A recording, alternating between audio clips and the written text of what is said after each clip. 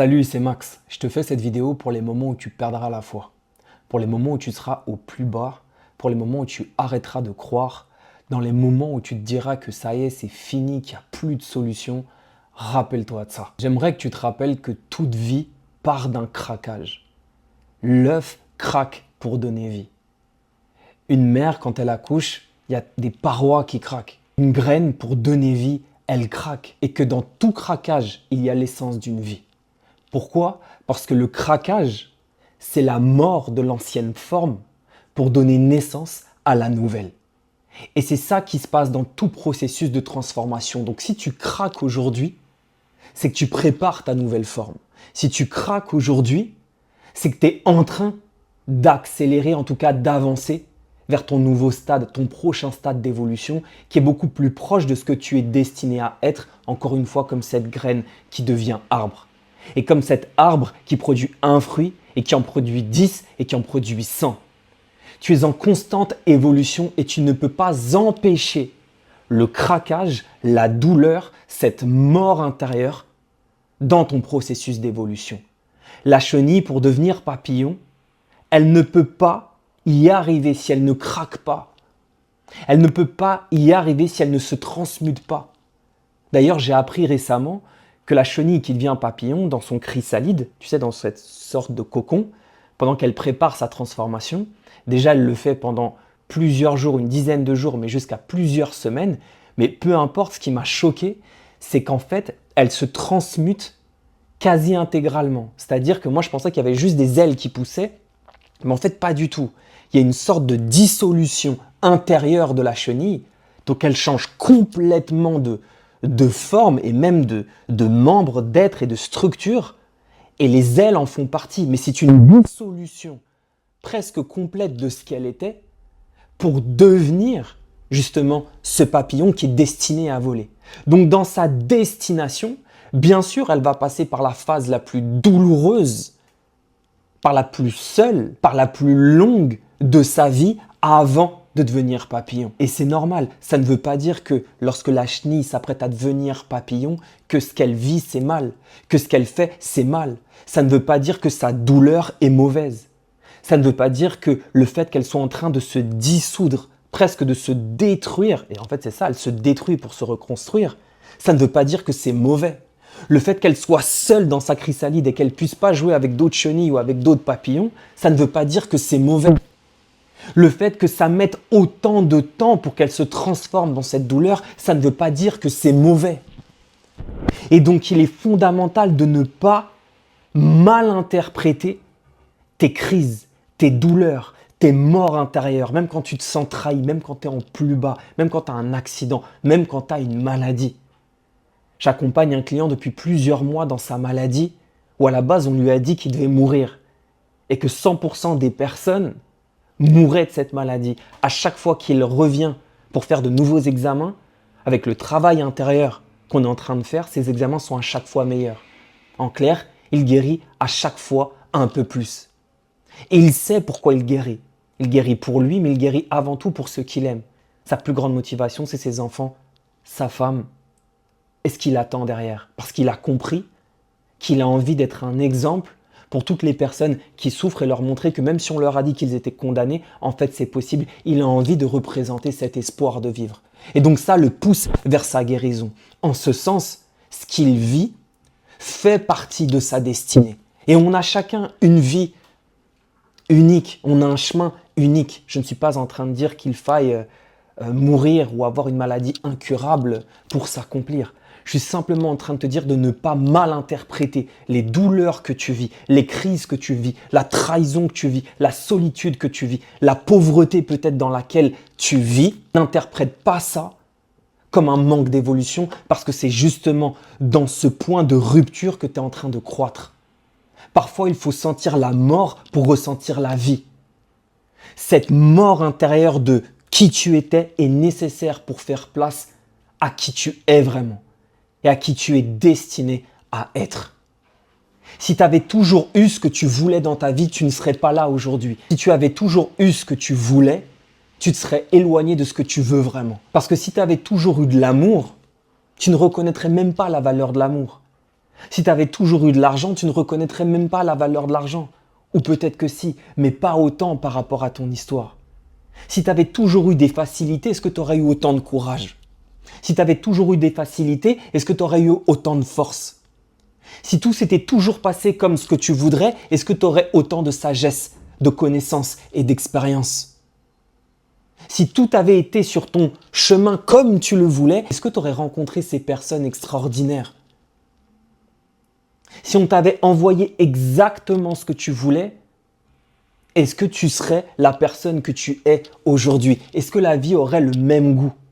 Est-ce que tu pourrais autant apprécier ces moments de présence, de partage, de connexion, d'amour, de vie et de joie lorsque tu les as?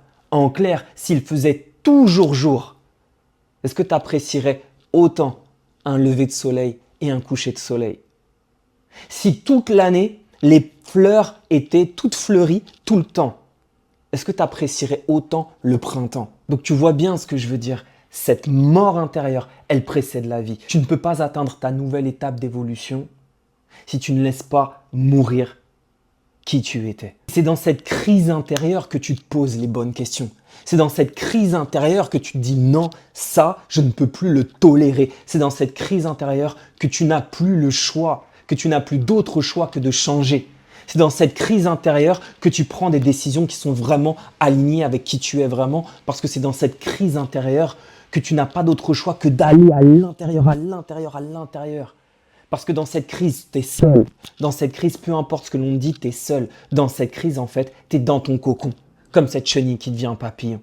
Et c'est en allant à l'intérieur de toi que tu trouves des réponses, puis d'autres réponses, puis d'autres réponses qui te permettent de mieux savoir qui tu es. C'est pour ça que de chaque crise, même si tu te réveilles avec des séquelles, tu te relèves de chaque crise plus vrai, plus toi. Et en ce sens, elle est là ta destinée. Donc encore une fois, ne sépare pas ta douleur de ton évolution. Cette douleur, elle est parfaitement mise sur ton chemin pour que tu comprennes ce que tu as à comprendre, pour que tu saches qui tu es, pour que tu l'assumes, pour que tu l'honores et que tu le deviennes. C'est pour ça qu'on t'envoie ces épreuves. C'est pour ça qu'on t'envoie ces crises. Ce que je te dis, je le ressens. Je ne suis pas en train de te faire la morale pour te dire que c'est ça que tu dois faire. Je suis en train de te dire ce que moi j'ai vécu, ce que je vis et ce que je vivrai. Parce que quand on croit que ce que nous vivons est un chaos et qu'on est coupable de ça et qu'en fait c'est horrible et qu'on ne devrait pas vivre ça, on perd notre pouvoir. On perd notre espoir. On perd notre foi. Donc, oui, tu as toutes tes raisons de souffrir et d'être mal. C'est le coup, ça fait mal, ça fait partie de la vie. Mais après, qu'est-ce que tu veux devenir? Qu'est-ce que tu vas faire de ce coup-là? Si tu le laisses te détruire, alors tu auras mal avec ce coup toute ta vie. Peut-être que tu n'as pas choisi le coup qui venait, mais tu peux choisir ce qu'il va devenir. Parce que tu peux avoir mal une fois ou avoir mal pendant 20 ans pour un coup qui t'a été donné 20 ans avant. Mais donc, comment tu vas cultiver ce coup? Est-ce que tu vas voir ce coup comme une force, comme un message de Dieu ou un message de l'univers qui te rapproche de ce que tu es pour que tu deviennes ce que tu es?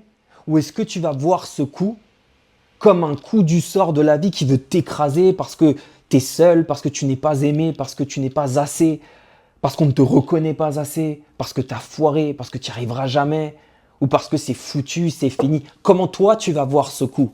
Le premier espoir que tu puisses te donner, c'est celui de voir le coup de manière différente et de voir cette mort comme faisant partie de ton évolution. Donc, aie foi. Si tu vis ça, c'est pour toi, pour que tu te relèves plus vrai, pour que tu te poses les bonnes questions, que tu aies les bonnes réponses et que tu arrêtes de tolérer l'intolérable, que ce soit des autres ou que ce soit de toi. Parce qu'à un moment donné, si tu vis cette situation, c'est que tu t'es trop éloigné de ton centre. Et donc, tu as trop toléré ce qui n'est plus tolérable. Et c'est pour ça que tu as mal. Parce que tu vois bien que quand tu as mal, tu oses dire, faire et agir d'une manière que tu n'as jamais adoptée avant. Par exemple, quand tu es mal, quand tu n'en peux plus et que tu es chez toi et que tu es aux toilettes tellement que tu es malade et que tu n'en peux plus, tu ne peux pas sortir de ton lit ou tu ne peux pas sortir des toilettes, tu annules tous tes plans. Mais tu t'en fous. Tu annules tous les plans que tu avais. Tu annules les rendez-vous. Peut-être que tu ne vas même pas au travail. Tu annules tout ce qui pourrait t'éloigner de ton bien-être. Alors que quand tu te sens bien, pour toi, c'est peut-être normal de tolérer des choses qui vont t'éloigner de ton centre. Peut-être que c'est normal de gérer la priorité des autres. Peut-être que c'est normal de dissoudre ton temps. Peut-être que c'est normal de ne pas gérer tes routines. Peut-être que c'est normal de dire que tu feras quelque chose, mais finalement, tu ne le fais pas. Et en fait, d'une certaine manière, combien de fois on tolère des choses à l'extérieur qui nous pourrissent de l'intérieur? Et aussi, combien de fois on tolère des choses dans notre intérieur qui nous pourrissent notre vie entière? Par rapport à nos routines, encore une fois, aux objectifs qu'on s'est donnés, au fait de ne pas honorer la parole que l'on s'est donnée. Combien de fois? Sauf que quand tu es au plus bas, quand t'en peux plus, c'est là que tu te dis « ça, je le tolère plus ». Non, je suis désolé. Même si je t'aime, avec tout l'amour que j'ai pour toi, avec tout ce que tu m'as apporté, il y a un moment donné, ça, je peux plus le tolérer. Et avec toi-même, quand tu te parles dans tes prières ou dans tes visualisations, tu vois ce qui est vraiment aligné ou pas. Et c'est là où tu te dis « non, demain, je me lève. Non, aujourd'hui, je le fais. Cette action, je l'entreprends maintenant. Ce projet, je l'entreprends maintenant. J'arrête de trop penser, j'exécute. » Combien de fois je vais continuer de me mentir? Jusqu'où je suis prêt à me mentir? Jusqu'à quand je suis prêt à me trahir? Jusqu'à un accident? Parce que ce que tu ne payes pas maintenant, tu le paieras plus tard. Donc cette crise, elle est là pour t'accélérer. Cette crise, elle est là pour toi. Cette crise, elle fait partie du plan. Et si tu vois cette crise comme étant là pour toi, comme faisant partie de ton plan, comme étant la force qui va te écraser comme ça pour que tu puisses déployer tes ailes et devenir le papillon que tu es destiné à être, alors cette crise deviendra ta force, même si elle te fait mal. La souffrance, elle est évidente. La souffrance fait partie de la vie. N'importe quelle personne qui te dirait « on n'a pas besoin de souffrir », c'est une personne qui n'est pas de ce monde. Il y a une réalité, la souffrance, elle existe depuis qu'on est tout petit. Donc si on a une souffrance, l'idée, ce n'est pas la souffrance en soi, c'est combien de temps elle dure cette souffrance. Si on sent une souffrance pendant une seconde, qu'on la transmute et qu'elle nous permet de vivre mieux pour le reste de notre vie, là on a transmuté la souffrance, là elle nous a servi. Mais si on ne change pas notre regard sur la souffrance, alors elle va perdurer pendant 20 ans et là on pourrit notre vie. Donc encore une fois, quel regard tu vas avoir sur ta souffrance? Si tu la vois comme une amie, alors tu verras Dieu partout. Tu verras l'univers qui est en train de t'aider partout. Mais si tu vois la souffrance comme une ennemie, alors tu te sentiras seul partout où tu iras, même si tu es entouré. Parce que tu ne te sentiras pas appuyé et tu auras l'impression que c'est toujours de ta faute ou que c'est toujours comme ça ou c'est toujours de la faute des autres. Bref, tu n'adopteras pas une manière de voir ta vie et un état d'esprit qui te permettra de t'accomplir. Et au final, c'est pour ça qu'on souffre. Si on souffre, c'est parce qu'on a cru qu'une chose devait être d'une certaine manière, alors qu'en fait, elle est d'une autre manière. Comme une rose, par exemple. Quand tu vas acheter une rose, tu sais qu'elle va faner. Et donc, au moment où elle fane, tu ne vas pas aller voir le fleuriste pour lui dire « mais en fait, tu m'as arnaqué ». Non, parce que tu sais que la rose, on t'a dit qu'elle fanait. Donc elle fane, donc c'est normal. Mais si demain on te disait que de toute façon les roses elles ne fanent pas et que toi tu achètes une rose et que tu vois qu'elle fane, tu deviendrais fou. T'en achètes une deuxième, elle fane, une troisième, elle fane. Je veux dire mais c'est pas possible. Et là ça te rendrait dingue. Et là tu irais voir le fleuriste et tu lui dirais mais attends, tu m'as dit que les roses ne fanaient pas. Pourquoi elles fanent? C'est quoi? C'est toi le problème ou c'est peut-être moi le problème? Mais qu'est-ce qui se passe? Et là tu t'énerverais. Mais quand tu prends conscience que la rose, elle fane et que c'est normal qu'elle fane, là, tu acceptes le process. Eh bien, c'est pareil pour la souffrance. On souffre parce qu'on lutte et on résiste contre le processus qui est en train de nous permettre de devenir ce que nous sommes vraiment. Sauf qu'on ne veut pas voir le processus comme ça parce qu'on s'est dit que normalement, le but, c'était d'avoir ce que l'on veut et qu'on n'était pas obligé de souffrir pour avoir ça. Et aussi parce qu'on ne nous a pas appris à souffrir, on ne nous a pas dit comment les choses se passaient. Donc encore une fois, questionne-toi. En quoi cette épreuve que tu es en train de vivre te rapproche de ce que tu es vraiment? En quoi cette épreuve que tu es en train de vivre te permet de te relever encore plus vrai? En quoi cette épreuve que tu es en train de vivre te permet de développer les compétences, les sensibilités et les capacités nécessaires pour devenir ce que tu es vraiment. Tu sais très bien que si tu veux de l'amour, pour le ressentir et en reconnaître la valeur, il est fondamental d'en expérimenter le contraire. Tu sais très bien que tu es faible avant d'être fort. Tu sais très bien que tu chutes avant de marcher. Tu sais très bien que tu as des courbatures avant que ton muscle puisse croître. Tu sais très bien que la défaite n'est pas un échec en soi, mais une préparation à la victoire. Tu sais très bien que l'hiver prépare le printemps, que quand tu vois un arbre qui est mort, en fait, c'est qu'il prépare sa nouvelle vie. Et donc quand dans tes méditations, dans tes visualisations ou dans tes prières, quand tu parles à l'univers, à la vie ou à Dieu, et que tu demandes de l'amour mais que tu te sens trahi, ou que tu demandes de l'amour et que tu te sens seul, ou que tu demandes de la réussite mais que tu te sens en échec, ou que tu demandes d'avoir du courage et de la foi et que tu as l'impression de craquer de peur et que tu n'arrives même pas à mettre un pied devant l'autre tellement que tu as peur de ce qui va se passer. Eh bien, quand tu demandes tout ça, mais que tu vis l'opposé, eh bien Dieu, l'univers, la vie t'envoie exactement ce que tu leur demandes. Parce que c'est par ce processus d'expérimentation d'une chose que tu peux en développer l'autre.